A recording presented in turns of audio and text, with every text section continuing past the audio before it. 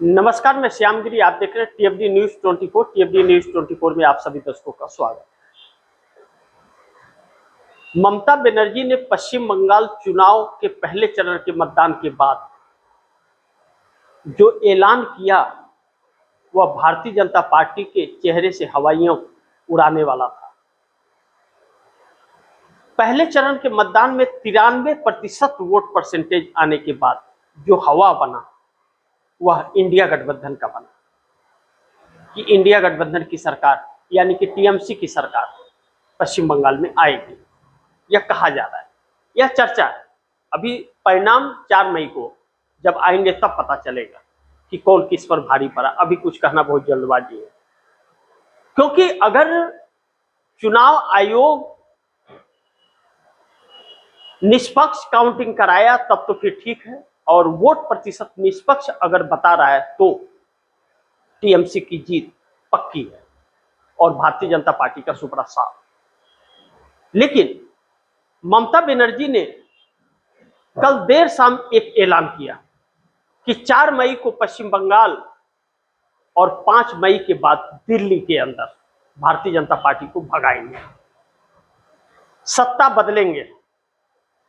ममता बनर्जी पहली बार यह दावा की है, अगर पश्चिम बंगाल का चुनाव परिणाम 4 मई को बदल गया और भाजपा हार गई और टीएमसी की सरकार बन गई, चौथी बार मुख्यमंत्री बन गई ममता बनर्जी, तो दिल्ली में मोदी की सरकार नहीं बचेगी। 12 सांसद भारतीय जनता पार्टी के टीएमसी में शामिल हो जाएंगे, यह दावा किया जा रहा है। अब ममता बनर्जी ने अगर कह दिया है कि 4 मई को पश्चिम बंगाल के अंदर टीएमसी की सरकार बनने के बाद दिल्ली से नरेंद्र मोदी को सरकार को उखाड़ फेंकेंगे, सत्ता परिवर्तन होगा, इंडिया गठबंधन की सरकार बनेगी, तो इसका मतलब है कि 12 सांसद भारतीय जनता पार्टी के टीएमसी में शामिल होंगे, यानी कि इंडिया गठबंधन निकल पड़ा। इसका मतलब यह भी है कि चंद्रबाबू नायडू के 18 सांसद भी कहीं न कहीं इंडिया गठबंधन की तरफ नजर गड़ाए हुए हैं। 4 मई का रिजल्ट नरेंद्र मोदी के लिए क्या संकेत लेके आएगा यह तो वक्त बताएगा, लेकिन फिलहाल आम आदमी पार्टी के अरविंद केजरीवाल के 7 सांसदों ने पार्टी छोड़ दी, और 7 सांसदों के पार्टी छोड़ने के बाद अरविंद केजरीवाल की पार्टी पूरी तरह से बिखर गई है। 2/3 सांसद निकल गए हैं। 10 सांसदों में 7 सांसद चले गए, जिसमें राघव चड्ढा मेन है। राघव चड्ढा ने कहा, एक बयान देते हुए प्रेस कॉन्फ्रेंस में कहा कि 2/3 सांसद हमारे साथ है और मैं विलय कर रहा हूं भारतीय जनता पार्टी में, यानी कि भारतीय जनता पार्टी में चले गए। अब भारतीय जनता पार्टी राज्यसभा के अंदर बहुमत के करीब पहुंच गई है। अरविंद केजरीवाल जो इंडिया गठबंधन से कांग्रेस को निकालने की बात कर रहे थे, खुद अपने पार्टी को नहीं बचा पाए, और कांग्रेस के जीत में रुकावट अरविंद केजरीवाल हमेशा बनते रहे, चाहे वह हरियाणा हो और चाहे बाकी के राज्य, हरियाणा हो, गोवा हो, गुजरात हो, हर जगह टांग अड़ाया। और आज कहते हैं ना, बुरे काम का बुरा नतीजा होता है। आज अरविंद केजरीवाल के साथ वही हुआ। अब मात्र 3 सांसद उनके बचे हैं। जैसे अरविंद केजरीवाल को कुछ घमंड सा हो गया था, लेकिन अरविंद केजरीवाल कोई क्षेत्रीय पार्टी भी नहीं रहे, जातिवाद वाले भी नहीं रहे। उनके पार्टी का कोई एक ऐसा औहदा नहीं था कि यादव जाति का वोट बैंक उनका अपना है, चाहे क्षेत्र यूपी, बिहार, मध्य प्रदेश क्षेत्रीय पार्टी के रूप में भी नहीं उभरे, अपने आप को नेशनल के रूप में देखते थे। और कांग्रेस के वोट बैंक पर ही उनकी नजर रहती थी, कांग्रेस के वोट बैंक को अपने तरफ खींचना, जो अब पूरी तरह से फेल हो गए। दिल्ली हाथ से चला गया, पंजाब भी हाथ से आने वाले वक्त में चला जाएगा। पंजाब बचा पाना भी उनके लिए इतना आसान नहीं होगा। कांग्रेस की जगह पूरी मजबूत हो गई। अब किसान आंदोलन के दौरान अरविंद केजरीवाल ने किसानों के साथ भी बहुत अत्याचार किया था, जिसकी वजह से वह नाराज है। महिला नाराज है क्योंकि 3 सालों तक उन्होंने जो वादा किया था पैसे भी नहीं दिए।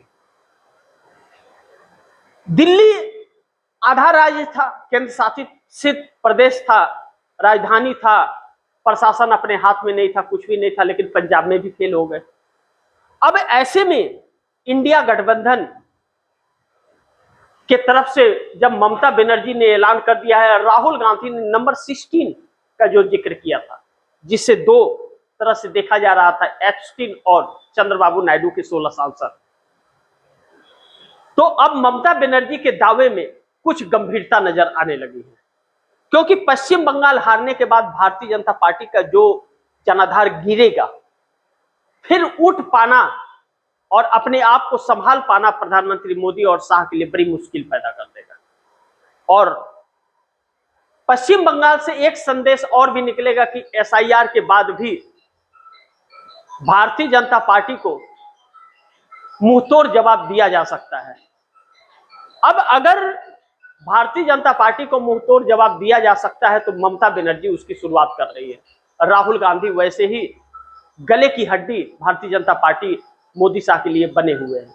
जिस तरह से चुनौती राहुल गांधी देते हैं, उस तरह से भारतीय जनता पार्टी के रातों की नींद उड़ी हुई है। अंतर्राष्ट्रीय मुद्दे हावी हैं, बेरोजगारी हावी है, महंगाई हावी है और महिलाओं के साथ हो रहे अत्याचार भी हावी है, लेकिन भारतीय जनता पार्टी का उस पर बिल्कुल ध्यान नहीं है। भारतीय जनता पार्टी यानी कि मोदी शाह की पार्टी सिर्फ चुनाव प्रचार में लगी हुई है। पश्चिम बंगाल चुनाव परिणाम जब 5 राज्यों के आ जाएंगे, तमिलनाडु, केरल, पांडिचेरी, पश्चिम बंगाल, असम, 5 राज्यों के चुनाव आने के बाद फिर 5 राज्यों पर चुनाव प्रचार शुरू हो जाएगा, उत्तर प्रदेश, उत्तराखंड, पंजाब, गोवा आदि जगहों पर। ऐसे में लगातार 365 24x7 मोदी और शाह प्रचार प्रसार में ही रहते हैं, तो सरकार चलाने का जो इल्म है उनका सरकार चलाने पर ध्यान कम और सत्ता पाने का इल्म ज्यादा, जिसका उपयोग चुनाव आयोग के जरिए यह करते रहे। अब पश्चिम बंगाल के वोट प्रतिशत डरा रहे हैं या फिर पश्चिम बंगाल चुनाव में खेल चुनाव आयोग वोट प्रतिशत के जरिए कर दिया है, यह तो 4 मई को पता चलेगा। लेकिन इस बात से हरकंप मच गया जब ममता बनर्जी ने कहा कि इंडिया गठबंधन की सरकार दिल्ली में जल्द बनने जा रही है और 12 सांसद भारतीय जनता पार्टी की छोड़ सकते हैं साथ और टीएमसी में शामिल हो सकते हैं। 16 सांसद राहुल गांधी के कहे अनुसार नंबर 16 सांसद चंद्रबाबू नायडू के मोदी के साथ छोड़ सकते हैं। ऐसे में मोदी सरकार कहीं न कहीं संकट में है, लेकिन भारतीय जनता पार्टी के अंदर से भी जो बगावत उठ रही है, वह बगावत बहुत कुछ संकेत दे रही है। जिस तरह से सुब्रमण्यम स्वामी और मुरली मनोहर जोशी या नितिन गडकरी जैसे लोग आवाज उठा रहे हैं, वह नरेंद्र मोदी और शाह के लिए बहुत मुसीबत खड़ी करता जा रहा है। नरेंद्र मोदी बेपर्दा हो गए हैं, पर्दाफाश हो गया, उनके सोच जो है इस देश को एक तरह से गुलाम बनाने की, वह चेहरे से नकाब उतर गया है।